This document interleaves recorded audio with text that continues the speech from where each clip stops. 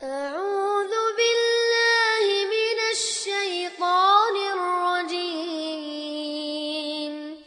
بسم الله الرحمن الرحيم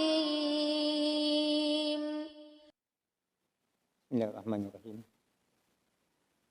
Assalamualaikum warahmatullahi wabarakatuh. Innal hamdalillah nahmaduhu wa nasta'inuhu wa nastaghfiruh. Wa na'udzu billahi min syururi anfusina wa min sayyiati a'malina. May yahdihillahu fala mudilla lahu wa may yudlilhu fala hadiya lahu. Asyhadu an la ilaha illallah wa asyhadu anna Muhammadan abduhu wa rasuluh. Allahumma sholli wa sallim wa barik ala sayyidina Muhammad wa ala alihi wa sahbihi ajma'in, amma ba'd. Alhamdulillah, mari kita sama-sama kembali senantiasa mensyukuri nikmat Allah. Karena sesungguhnya Allah Subhanahu wa taala tidak pernah henti-hentinya mencurahkan nikmat kepada kita. Oleh karena itu sebagai hamba yang senantiasa patuh kepada Allah adalah dengan syukur, bukan hanya sekedar diucapkan, tapi senantiasa meningkatkan kualitas ibadah kita, ketakwaan kita, keimanan kita kepada Allah Subhanahu wa taala. Juga salawat dan salam semoga senantiasa tercurahkan kepada junjungan kita Nabi besar Muhammad sallallahu alaihi wasallam beserta keluarga, sahabat dan semua pengikutnya, termasuk kita. Semoga kita mendapatkan syafaat di yaumil qiyamah. Kaum muslimin rahimakumullah, pada kesempatan yang berbahagia ini masih rangkaian ibadah-ibadah yang harus diutamakan dalam bulan suci Ramadan. Sebagaimana pembahasannya kita yang lalu, bahwa ada 3 ibadah yang paling pokok yang harus dilaksanakan baik dan berkualitas, yaitu puasa, Quran, dan itu sudah kita jelaskan. Maka pada kesempatan ini salah satu ibadah yang tidak boleh ditinggalkan dalam bulan suci Ramadan adalah qiyamul lail. Baik itu salat tarawih maupun salat tahajud. Ini diperintahkan oleh Allah.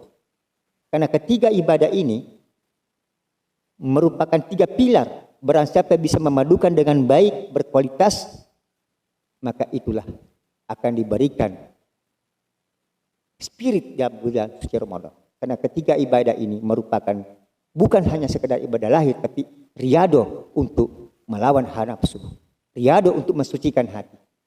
Tak kala kita benar-benar mempergunakan ketiga ibadah begini dengan baik dan benar sesuai dengan caranya Rasulullah SAW. Yang pertama, keutamaan qiyamul lail. Jadi keutamaan qiyamul lail. Banyak sekali ayat-ayat Al-Quran dan juga hadis-hadis Rasulullah tentang qiyamul lail ini. Kita akan mengambil beberapa ayat. Salah satunya adalah dalam surah As-Sajdah ayat 16. Di situ Allah berfirman yang artinya, lambung mereka jauh dari tempat tidur dan mereka selalu berdoa kepada Rabb-Nya dengan penuh rasa takut dan harap, serta mereka menginfakkan sebagian rezeki yang kami berikan kepadanya. Jadi dijelaskan bahwa orang-orang beriman sedikit tidurnya, lambung mereka jauh dari tempat tidur. Ini ciri-ciri orang yang beriman. Dia melakukan qiyamul lail. Kemudian ayat yang kedua adalah dalam surah Az-Zariyat ayat 17 dan 18. Allah berfirman, di dunia mereka sedikit sekali tidur di waktu malam dan selalu memohon ampun di waktu sahur menjelang fajar. Nah, jadi orang-orang beriman itu, apalagi dalam bulan puasa, sedikit tidurnya di malam hari dan selalu memohon ampun di waktu sahur menjelang fajar. Kemudian ayat yang ketiga dalam surah Az-Zumar ayat 9. Allah berfirman yang artinya, ataukah orang yang tekun beribadah di waktu malam dengan sujud dan berdiri, sedang ia takut kepada azab akhirat, mengharapkan rahmat Allah. Jadi ada orang-orang yang tekun beribadah. Jadi orang-orang mempunyai keimanan selalu bertambah, keimanannya betul-betul stabil. Yaitu dia selalu beribadah dengan harapan mendapatkan rahmat dari Allah Subhanahu wa taala. Kemudian juga terdapat dalam surah Al-Furqan ayat 64. Allah berfirman yang artinya, dan orang-orang melalui malam hari dengan bersujud dan berdiri untuk Tuhan mereka. Nah, inilah beberapa ayat yang menerangkan, yang menjelaskan kepada kita keutamaan sholat qiyamul lail. Jadi orang-orang yang sudah mempunyai keimanan itu lambungnya jauh tempat tidur. Ya, tidurnya sedikit. Senantiasa beribadah kepada Allah di malam hari. Nah, inilah bentuk-bentuk daripada di mana kita disuruh melawan nafsu kita. Kita paksa untuk bangun. Bagi orang-orang tidak kuat, nafsunya mendominasi daripada dirinya, susah. Karena selama nafsu masih menyelimuti kita, susah untuk diajak untuk beribadah. Indikasi orang beriman tak kalah seperti ini apa dikatakan dalam surah-surah ini. Bahwa orang beriman itu sedikit tidur, lambungnya jauh tanpa tidur, senantiasa beribadah memohon ampun kepada Allah dari 2/3 malam. Kemudian hadis Rasulullah juga banyak menerangkan tentang bagaimana keutamaan qiyamul lail ini. Dan memang itulah orang-orang yang dipilih oleh Allah berkat usahanya mujahadahnya. Bukan dipilih bahwa tiba-tiba dia bisa melaksanakan sholat malam begitu saja. Tapi orang-orang dimaksud orang beriman yang betul-betul melatih dirinya. Ya, sehingga Allah memberikan keistimewaan itu istiqomah sholat malam. Itu bisa dibuktikan pada diri kita. Sudahkah kita istiqomah? Kalau belum, berarti kita keimanan kita masih lemah. Mujahadah kita masih lemah. Karena diterangkan tadi bahwa orang-orang beriman yang kuat keimanannya, tidurnya sedikit. Jauh lambungnya dari tempat tidur. Kemudian hadis dari Rasulullah yang dari Hafsah pernah bersabda, sebaik-baik laki-laki ada Abdullah andai kata ia mau melaksanakan sholat malam. Nah, jadi yang kepada Abdullah bin Umar pernah mengatakan bahwa sebaik-baik laki-laki adalah Abdullah seandainya mau sholat malam. Pada saat itu Abdullah belum rutin sholat malam. Sehingga setelah mendengar hadis ini dari Hafsah, maka Abdullah tidak pernah meninggalkan sholat malam seumur hidupnya. Ini juga indikasi bahwa siapa saja yang mau melaksanakan sholat malam bisa diberi predikat sebagai sebaik-baik laki-laki. Artinya itu lebih baik daripada laki-laki yang lain. Juga Islam beriman tapi tidak sholat malam. Nah, ini indikasinya bahwa itu juga membuktikan bahwa orang-orang yang memang sudah istiqomah sholat malam itu bisa diberi predikat sebagai Abdullah. Bahwa sebaik-baik laki-laki adalah Abdullah kalau dia mau sholat malam. Dan semenjak itulah Abdullah tidak pernah meninggalkan sholat malam sampai beliau meninggal.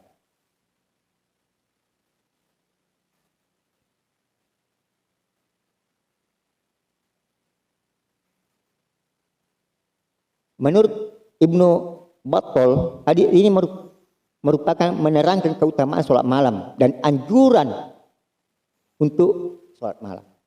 Nah, jadi hadis ini bagaimana predikat seseorang itu akan diangkat lebih tinggi dan mengatakan tadi sebaik-baik laki-laki. Ya. Jadi lebih baik daripada yang baik. Lebih baik orang yang tidak sholat malam.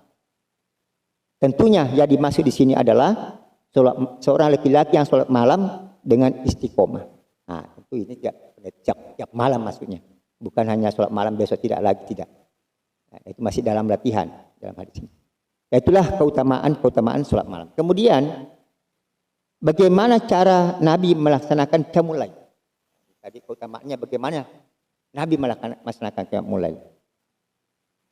Abdullah bin Mas'ud berkata, aku pernah melaksanakan sholat malam bersama Rasulullah, lalu beliau tidak henti-hentinya berdiri hingga aku memikirkan sesuatu yang buruk.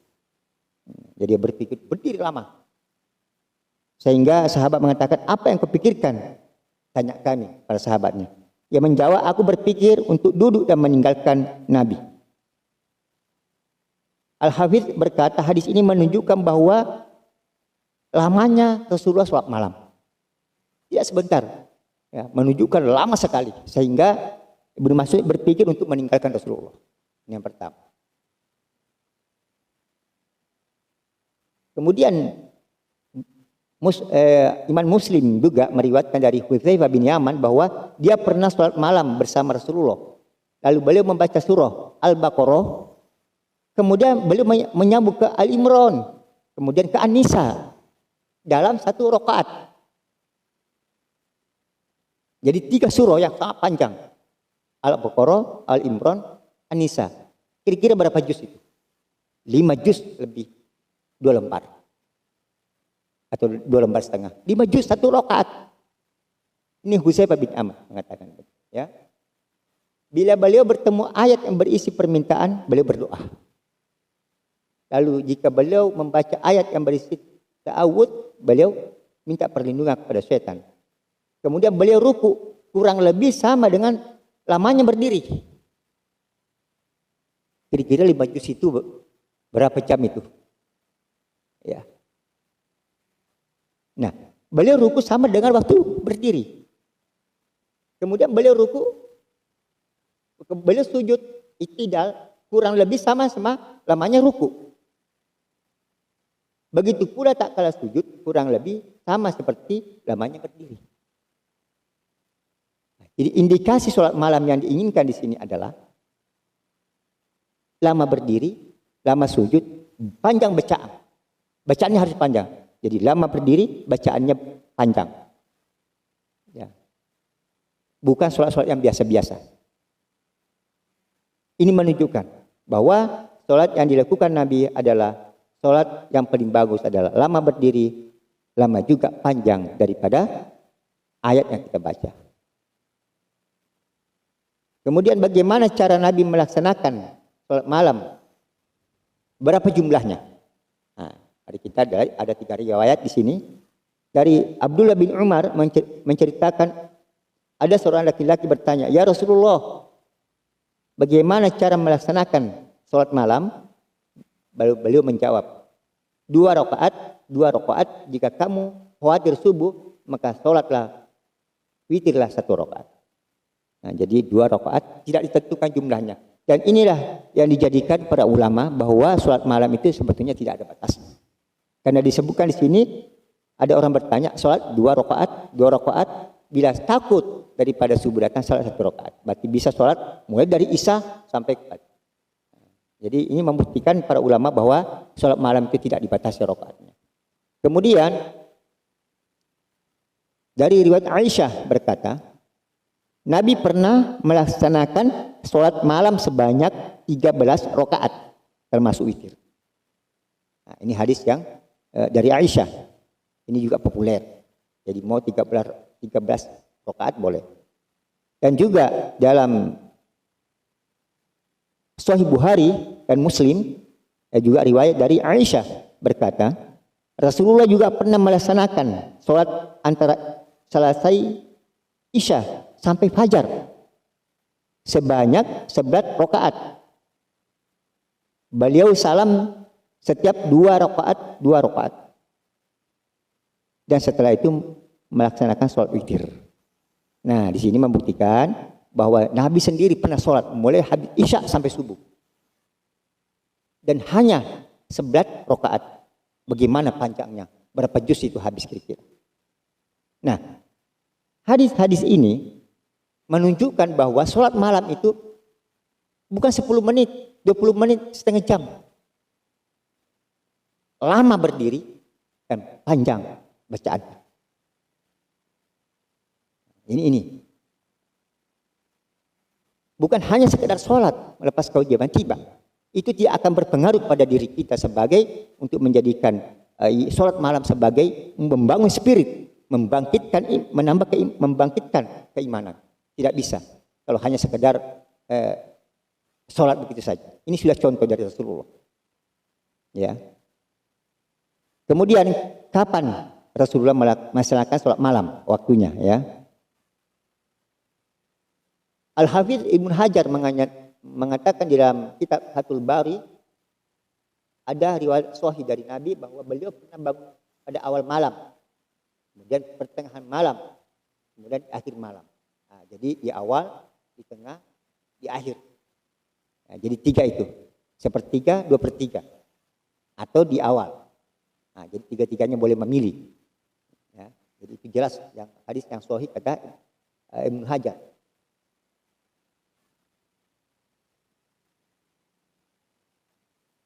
Salat yang paling, kemudian beliau bersabda dari Abdullah bin Amr bin As, Nabi bersabda, salat yang paling disukai oleh Allah adalah salatnya Nabi Daud, dan puasa yang paling disukai oleh Allah adalah puasanya Nabi Daud. Ini dalam puasa-puasa di luar bulan suci Ramadan. Sehari puasa, sehari tidak. Itu ya. Maka beliau dahulu pernah melaksanakan salat setengah malam. Kemudian bangun 1/3 malam dan tidur 1/6 malam. Dan beliau suka berpuasa sehari, buka sehari berpuasa. Karena itu yang paling dicintai oleh Allah. Nah, jadi itu kapan sholat malamnya? Ada yang di sini ada 3 di awal, di tengah, di akhir. 1/3 atau 2/3 malam. Jadi kalau bahkan tadi dicontohkan yang kepingin boleh habis isya sampai subuh. Dicontohkan. Nah, pertanyaan kemudian, bagaimana sholat kita? Apakah seperti itu? Berdiri lama, baca Quran yang banyak, yang panjang? Tentu tidak termasuk di sini. Inilah yang perlu. Kenapa? Apa rahasia sholat malam? Orang-orang yang betul-betul melaksanakan sesuai dengan cara Nabi ini, dengan ikhlas karena Allah ingin mendekatkan kepada diri kepada Allah, dia akan diberi suatu namanya karomah. Yaitu keistiqomahan dalam melaksanakan itu. Dan kalau orang istiqomah dalam sholat malam, dia akan selalu imannya meningkat.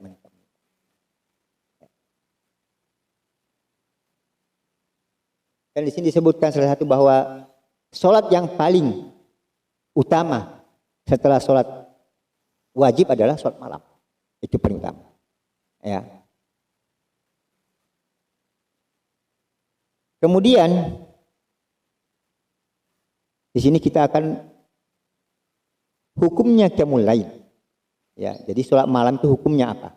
Jadi sepakat para jumhur ulama mengatakan hukumnya itu mandub, sunnah muakkad. Walaupun ada orang mewajibkan dirinya, para ulama. Nah, karena memang bahwa sholat malam itu di awalnya itu memang diwajibkan. Bahkan Nabi pernah mengatakan kami para nabi itu wajib sholat malam. Bahkan beliau mengatakan seandainya tidak memberatkan umatku, maka akan kuwajibkan. Saking pentingnya sholat malam itu. Ya. Dan pada awalnya memang itu wajib. Barulah turun surah Al-Muzammil yang terakhir di situ supaya orang tidak terberatkan, sehingga turunlah surah Al-Muzammil yang terakhir untuk memilih menjadi sunnah. Nah, tapi barang siapa mewajibkan dirinya, itulah sebaik-baik manusia. Karena memang Rasulullah mengatakan mulai dari Adam sampai Nabi Muhammad itu diwajibkan pada Nabi dan Rasul sholat malam. Begitu pentingnya sholat malam ini. Baik. Kemudian faktor-faktor yang memudahkan kita untuk sholat malam. Ini penting. Ya. Kenapa orang susah sholat malam? Maka di sini ada kiat. Supaya kiat-kiat untuk kita mudah sholat malam. Pertama adalah banyak mengetahui tentang fadilah-fadilah sholat malam. Dan di sana juga dalam kitab-kitab tersebut akan dijelaskan ruginya orang meninggalkan sholat malam. Nah, jadi untuk membangkitkan semangat himmah sholat malam, pertama harus membaca fadilah-fadilah. Nah, fadilah-fadilah tadi kita bacakan ayat Al-Quran, hadis itu sedikit. Ada khusus fadilah-fadilah sholat malam. Banyak harus mengetahui itu. Sehingga terbangkit keinginan untuk sholat malam. Dan di sana dijelaskan juga bahwa ruginya orang meninggalkan sholat malam, seorang muslim. Nah, yang kedua, banyak membaca biografi pada ulama salaf dalam sholat malam. Nah, itu adalah membangkitkan semangat. Tanpa kedua ini susah untuk terbangkit itu. Jadi diazamkan himmah yang kuat. Jadi caranya adalah banyak membaca fadilah-fadilah sholat malam, kemudian biografi pada salaf dalam sholat malam. Kemudian yang kedua,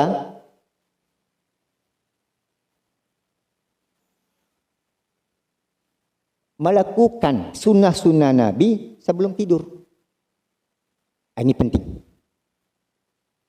Mudah dilakukan tapi jarang orang bisa melakukannya dalam latihan untuk memudahkan sholat malam. Apa itu? Berwudu, kemudian sebelum tidur berwudu sholat 2 rakaat. Setelah sholat disitulah kita meminta, ya Allah bangunkan saya. Tentu Allah akan membangunkan kalau melihat hati kita memang betul-betul ingin bangun. Jadi tanpa semangat, tanpa himmah yang kuat, ya percuma juga doa. Tapi memang ada tekad dalam hati bahwa saya akan bangun, tapi belum bisa. Maka itulah pentingnya. Kenapa kita disuruh berudu, kemudian sholat, memohon kepada Allah supaya dibangunkan sholat malam. Nah, ini sunnah-sunnah Nabi. Apa sunnahnya itu sholat? Kemudian saya mau tidur, ada wirid-wiridnya. Kita tidak membahas wirid. Kaum muslim sudah tahu apa wirid-wiridnya, sunnah-sunnah kalau mau sholat. Yang jelas sholat dulu, baru membaca wirid kepingin tidur. Ya, cari sendiri dalam buku-buku fikih ada itu. Ya, ini penting. Nah, ini masalah memudahkan ya, kiat. Kemudian yang ketiga,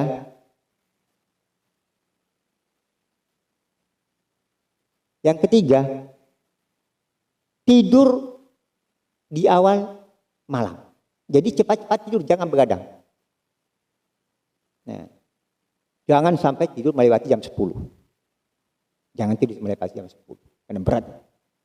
Jadi sebagaimana juga riwayat lain bahwa Nabi pun, siapapun selalu tidur di awal malam. Ya. Kemudian berikutnya, tidak terlalu banyak makan. Nah, jadi makan malam itu jangan banyak. Karena sebagaimana tadi pertemuan yang lalu, bagaimana orang yang banyak makan. Ya, dijelaskan juga di sini.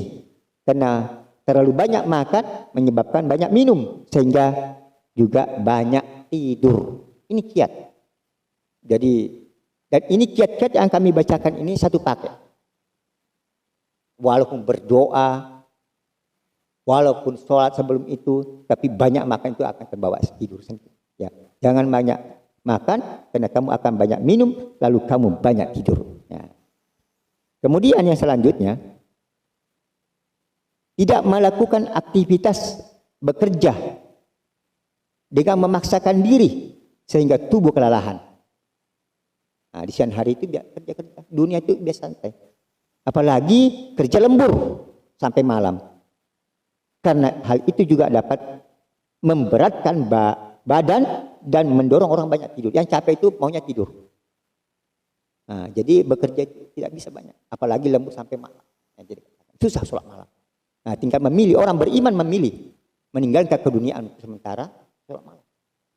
Apalagi bulan suci Ramadan ini. Ya, jadi memang di sini faktornya itu cinta dunia ya. Paling berat itu meninggalkan cinta dunia.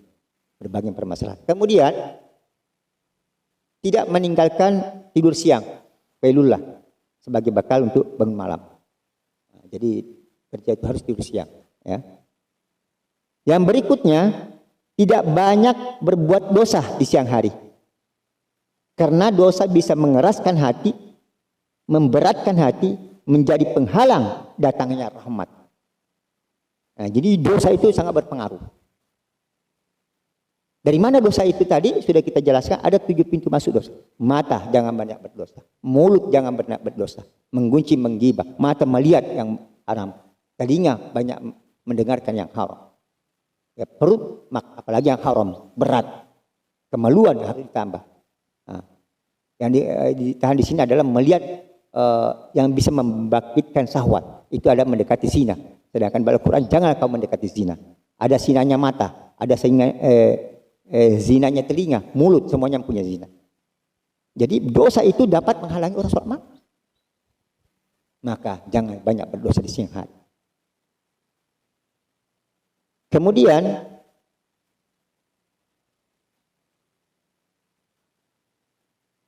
setelah bangun malam, ya ini kiat ya, setelah bangun, setelah kita berdoa menentukan jamnya kapan kita harus bangun, harus ditentukan. Umpamanya kita jam 2, jam 3 atau setengah 3 ditentukan jamnya.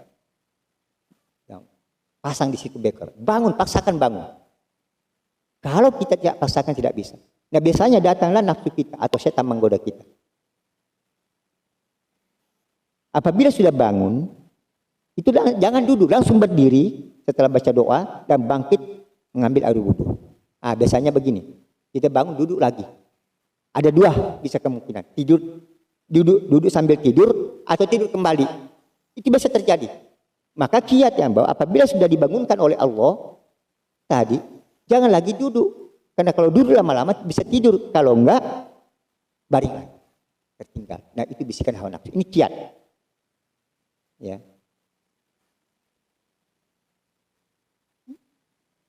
Yang kemudian yang selanjutnya adalah mempunyai kedisiplinan yang cukup tinggi dan kemudian istiqomah.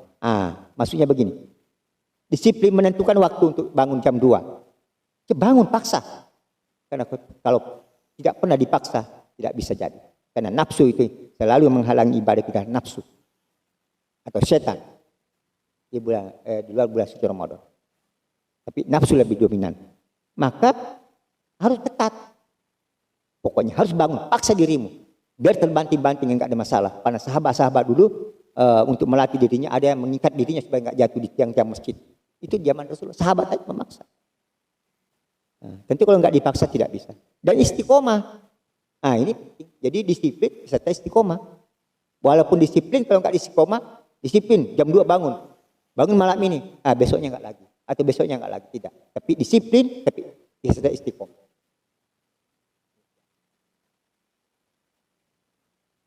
Kemudian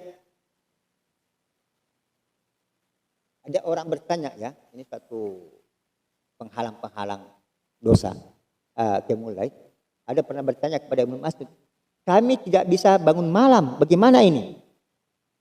Artinya susah sekali, ini sahabat.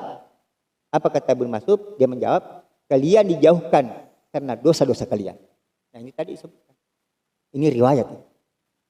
Kalian susah bangun malam kata Ibnu Mas'ud karena kalian dijauhkan dari malam itu karena dosa-dosa kalian. Begitu pula Hasan Al-Basri pernah ditanya oleh seseorang, aku tidak bisa bangun malam, tolong berikan aku resepnya. Nah, jadi Hasan Al-Basri, seorang ulama besar ditanya. Apa kata beliau? Jangan durhaka kepadanya di siang hari, maksudnya kepada Allah, jangan banyak berdosa. Dia akan membuat berdiri di hadapannya di malam hari. Nah, jadi jawaban beliau Hasan Basri, jangan durhaka kepada Allah, jangan berdosa kepada Allah di siang hari, maka Allah akan memudahkan kamu berdiri di hadapannya di malam hari. Ini dosa pengaruh, dosa mata, kita nggak sadar banyak dosa mata kita, telinga kita dan sebagainya anggota tubuh, ada 7 pintu masuk dosa. Periksa itu. Kalau susah bangun malam, periksa semua ini apa yang ada yang membacakan di situ. Ya. Bahkan seorang ulama juga, Imam Ats-Tsauri berkata, aku pernah terhalang dari sholat malam yang mulai selama 5 bulan. Gara-gara hanya 1 dosa ku kerjakan. Jadi Imam Ats-Tsauri ini sejaman dengan Hasan Al-Basri. Dia tinggal di Basra juga. Dia pernah terhalang sholat malam itu selama 5 bulan hanya 1 dosa. Nah ini membuktikan bahwa kita tidak merasa banyak melakukan dosa. Apalagi kita. Bukan 1. Nah ini pengaruhnya dosa ya. Maka periksa diri kita. Kenapa berat sholat malam? Pasti ada di antara berapa poin ini yang kita sebutkan di situ.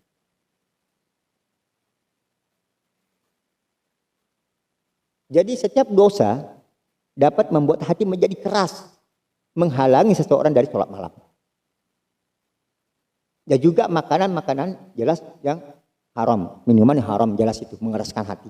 Jadi memang di sini ini rahasia sholat malam. Kenapa kita susah selama ini? Periksa berapa poin tadi. Ada 10 poin lebih ditambah dengan pendapat sahabat. Pasti ada di situ yang kececer.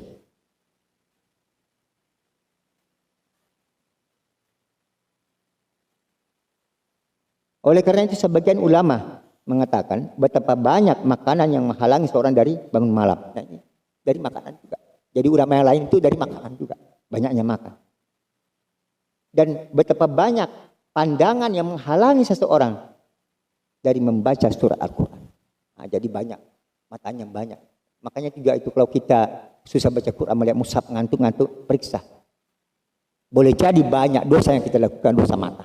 Karena disebutkan di sini betapa banyak pandangan yang menghalangi seseorang membaca Al-Quran karena dosanya di mata. Bahkan boleh jadi seorang mengkonsumsi makanan atau melakukan perbuatan lalu terhalang dari bangun malam selama bertahun-tahun. Nah, ini faktor. Periksa diri kita, pasti ada di dalam ini. Perlu dihafal, dicatat. Insya Allah ada di dalam diri kita, periksa. Cuma kita nggak sadar selama ini. Kenapa berat sholat malam itu? Padahal sholat malam itu bagi orang-orang sudah beri pertolongan Allah dinikmati. Bukan terpaksa, tapi melalui riyadhah dulu. Memang harus dipaksakan. Kemudian yang kedua itu faktor lahir. Kemudian faktor batinnya. Bersih hati dari penyakit-penyakit hati. Ya, jadi penyucian hati di sini. Tazkiyatun nufus.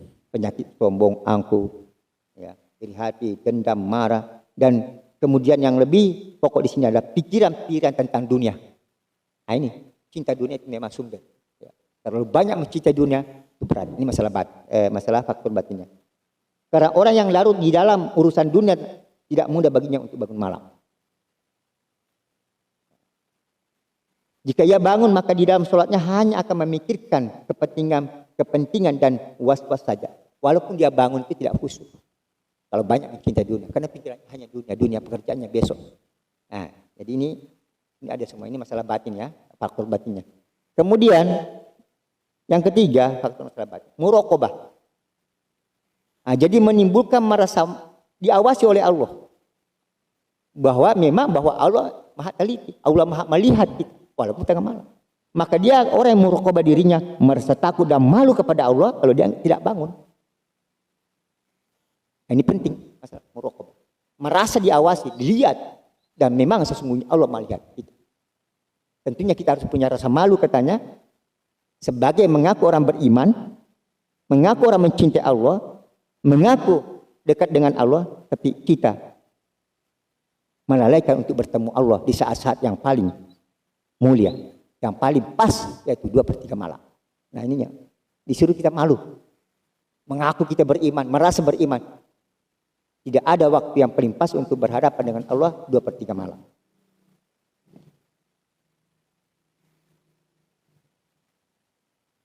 Juga dikatakan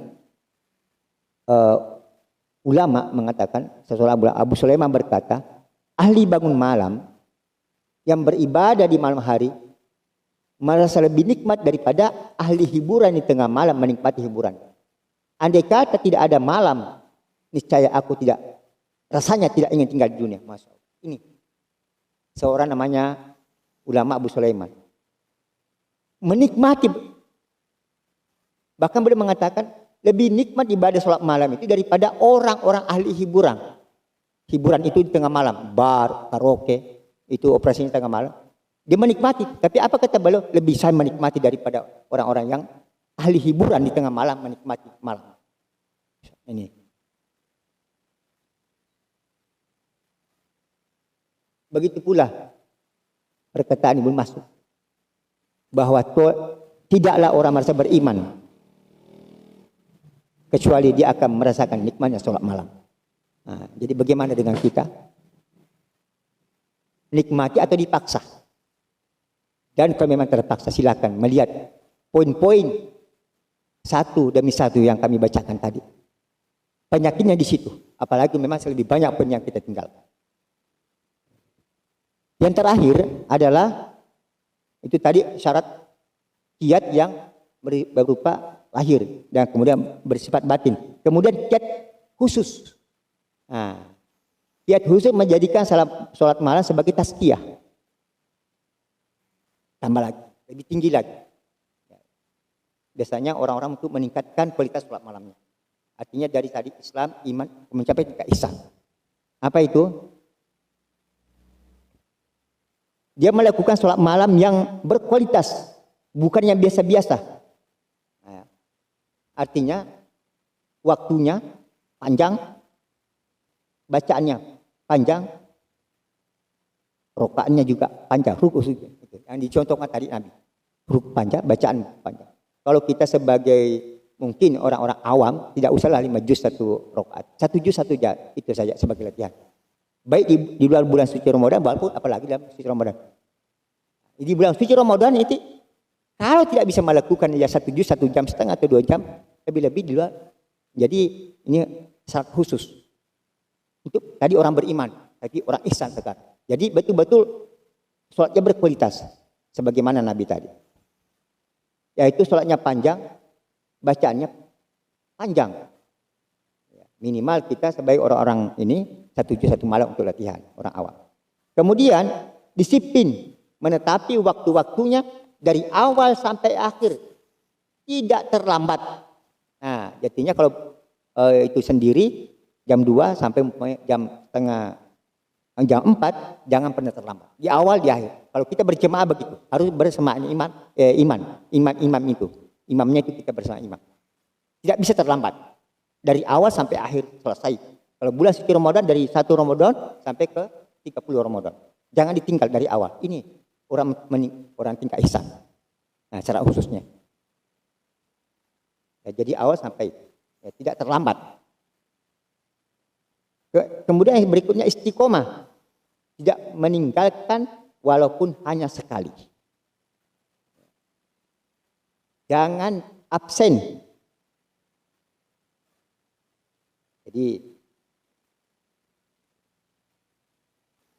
ini lebih tinggi lagi, ya. Karena sekali saja kamu absen dan tidak mampu lagi untuk menjadikan suatu motivasi bahwa saya tidak mau terlambat, kemudian terlambat yang kedua, maka disitulah susah. Apalagi kalau sudah 3 kali terlambat, itu sudah gagal. Kecuali terlambat, tapi tekad tidak terlambat lagi. Kedua, kalau sampai 3 kali berturut-turut, maka lainnya akan berturut-turut. Itu kiatnya di sini. Nah, inilah kaum muslimin. Walaupun singkat, bagaimana sholat malamnya Rasulullah, waktunya kapan, berapa rakaat, bagaimana baca Qur'annya, kiat-kiatnya, penyebabnya kita malas, susah sholat malam, maka sudah saatnya kita mari dicatat. Ini adalah resep yang diberikan Rasulullah, resep yang diberikan sahabat, para ulama-ulama, bahwa orang-orang yang susah sholat malam ada pasti di dalam beberapa faktor ini pasti ada. Baik itu faktor secara lahir, baik itu faktor secara batin, baik itu faktor-faktor secara khusus. Insya Allah dengan kita mau muhasabah diri, dan inilah sholat malam ini kan Rasulullah, bukan sholat malam biasa-biasa. Sekali sholat malam, nanti besok tidak pernah akan berpengaruh kepada hati kita. Jangan melakukan sholat malam hanya sekadar melepas kewajiban, tapi lakukan sebagaimana Rasulullah, para sahabat, para ulama. Semoga Allah Subhanahu Wa Taala memberikan hidayah kepada kita. Mari bertekad, masih ada waktu bulan suci Ramadan, kita datang di awal waktu, di akhir waktu, mengikuti. Kalau kita 11 atau 13, ikutilah. Kalau kita berjemaah, ikutilah imam. Kalau kita di rumah berjemaah, ikutilah juga kita sendiri. Bermujahadah, semoga Allah Subhanahu Wa Taala memberikan kekuatan, keistiqomahan daripada suatu salat yang paling utama, yang bisa memberikan derajat takwa bahkan ihsan di dalam setiap manusia. Demikianlah kiat-kiat daripada memudahkan kita untuk sholat malam dan keutamaannya dan rahasia-rahasia di dalam. Semoga ini bermanfaat bagi kita. Kurang lebihnya mohon maaf. Wabillahi taufiq wal hidayah. Assalamualaikum warahmatullahi wabarakatuh.